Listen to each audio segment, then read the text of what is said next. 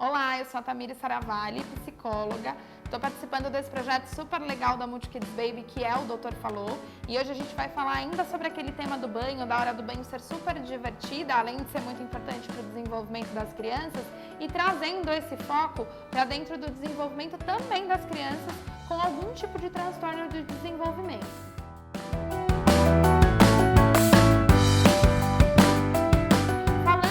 Banho, que apesar de pra gente parecer super tranquilo e normal, né? A gente faz todos os dias de maneira muito autônoma, entra lá no nosso processo automático, a gente nem precisa pensar para o encadeamento das coisas. Em alguns casos, para algumas crianças, principalmente as crianças que têm algum tipo de atraso de desenvolvimento cognitivo, esse processo não é um processo natural e não é um processo aprendido naturalmente. A gente precisa, de fato, ensiná-los. Assim como a gente ensina a ir ao banheiro, assim como a gente ensina a se alimentar, a gente também precisa ensiná-los a tomar banho.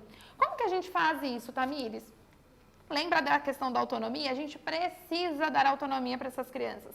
As crianças precisam entender que o que elas fazem produzem algum tipo de alteração. Por exemplo, se eu pego o sabonete e eu passo na minha pele, olha só, ficou espuma, eu produzi uma espuma, né? E isso é muito importante e também pode servir como um reforçador. Porque tem coisa mais divertida do que espuma no banho? Provavelmente não, né? Pra gente é, imagina pra eles, também é.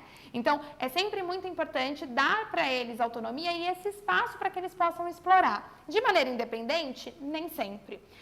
Lembrem que a gente falou da questão da alimentação, que são aproximações sucessivas, com a questão do banho também. A gente vai começando com dicas, né? Dentro da análise do comportamento aplicada, a gente fala do esvanecimento de dicas, né? Eu começo com uma dica muito mais forte, quase que uma ajuda física, depois eu vou fazendo mais devagar, eu vou dando ajudas gestuais, falando, olha, pondo o dedo no shampoo para ele lembrar de pegar o shampoo, ou apontando para o sabonete para lembrar que agora é hora de pegar o sabonete, e eu vou tirando essas dicas com o passar do tempo, até o momento em que essa criança, quando for para o banho, ela vai entender que ela tem exatamente um processo. Primeiro eu pego o shampoo, abro o shampoo, ponho na mão, passo no cabelo, né? E ela vai aprendendo isso através da aproximação. Em alguns casos, né, em alguns tipos de desenvolvimento, até que as crianças mais comprometidas, elas precisam de um encadeamento visual. Quando a gente fala isso, o que que é? É uma rotina visual mesmo. Eu mostro para essa criança qual é o passo a passo do banho visualmente. Então, ela vai ver que primeiro ela vai até o banheiro. Chegou até o banheiro, o que que ela precisa fazer? Ela precisa tirar a roupa. Então, ali eu vou ter uma imagem de uma criança tirando a roupa para ela entender que ela precisa tirar a roupa. Depois disso, o que que eu preciso fazer? Eu preciso ir até o box. Eu vou até o box, vou ter uma imagem de lá. Eu preciso abrir o registro. Então, vai ter uma imagem de abertura do registro. Eu vou mostrando passo a passo como essa criança precisa fazer esse processo, para que ela de fato vá aprendendo.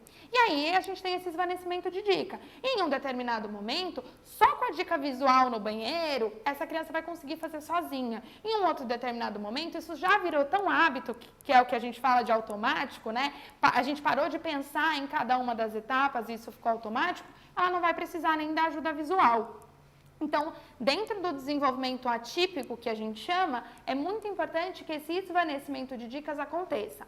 Falando em tomar banho, né, isso é uma atividade de vida diária, e atividade de vida diária, que a gente chama de AVDs, são super importantes para o desenvolvimento da autonomia, né? Quando a gente fala de desenvolvimento da autonomia, eu não estou falando só do tomar o banho sozinha, mas colocar a minha roupa sozinha. Imagina só, eu vou tirar a minha roupa sozinha, vou colocar a minha roupa sozinha, eu vou lá escovar os meus dentes sozinha e vou lembrar que eu preciso acessar a pia, eu preciso abrir a pasta, eu preciso colocar a pasta na escova. Tudo isso é treinado, né? E essas crianças têm super capacidade de aprender e evoluir para essas atividades de vida diária. Por isso que é tão importante, e a gente fala tanto sobre o desenvolvimento precoce, né? Sobre levar essas crianças o quanto antes, estimular essas crianças precocemente para que elas tenham acesso a esse tipo de função na vida diária, né? Que são importantes, que tornam a gente independente, que torna você independente e pode torná-las independentes também no momento em que elas estiverem, por exemplo, numa fase adulta da vida.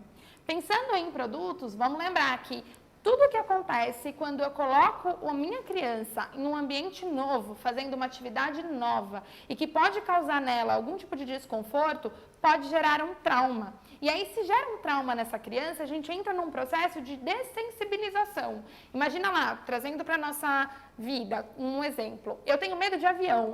Eu morro de medo de voar de avião.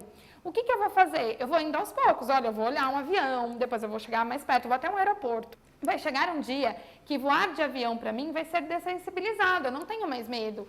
Para as crianças que têm algum tipo de trauma, por exemplo, no processo de banho, existe esse processo, a gente vai ter que dessensibilizar essa criança. O que a gente pode fazer para não gerar um trauma? A gente pode tomar os devidos cuidados para essa criança. Então, eu posso ter lá um tapete antiderrapante, que vai tornar mais segura a estadia dessa criança dentro do box, por exemplo. E aí, falando em tapete antiderrapante, são tapetes com ventosa, então eles vão grudar no chão. E além disso, ele é também antiderrapante na parte de cima. Por quê? Eu estou lá me ensaboando, o chão ficou escorregadio, a minha criança pode escorregar. Isso pode gerar um trauma nessa criança, né? Isso pode gerar esse processo muito mais custoso para ela. Então, é sempre muito importante a gente estar muito atento. E lembrando que a brincadeira é funcional e ela é um grande aliado para que as crianças aprendam coisas novas e se desenvolvam cognitivamente, mesmo os menorzinhos, né, que ainda estão lá tomando banho na banheira, a gente pode usar o momento do banho para brincar. Então, eu tenho produtos que são disponíveis para brincar e são exclusivos para brincar na água, então eles não vão causar nenhum dano para a criança e nem para o produto em si, mas eles também vão desenvolver questões importantes. Por exemplo, falando de TEA, muitas crianças com TEA têm atraso de linguagem, então elas têm muita dificuldade de articular e de vocalizar as palavras. E a gente vai pensando em análise do comportamento aplicada, que é o ABA, a gente vai ensinando essa criança a imitação. Então, olha, a vaca faz mu, a criança vai fazer o mu. Então, mesmo no momento do banho, eu consigo fazer treinos com essa criança e ensinar essa criança a desenvolver também essa questão da oralidade, que é tão importante para o desenvolvimento da linguagem infantil. Então, usem e abusem desses produtos no dia a dia, lembrando sempre que todo o processo, inclusive o processo de desenvolvimento da autonomia nas crianças que não estão dentro do desenvolvimento típico neurológico, também são super possíveis, né? E enquanto mais cedo a gente treina, quanto mais conhecimento a gente tem para ajudar as nossas crianças a se desenvolverem desde muito cedo, maior é o ganho funcional que essas crianças vão ter a curto, médio e longo prazo. Então, a gente vai desenvolver essa criança hoje para que lá na vida adulta ela seja o mais independente possível e tenha uma vida muito mais tranquila no dia a dia.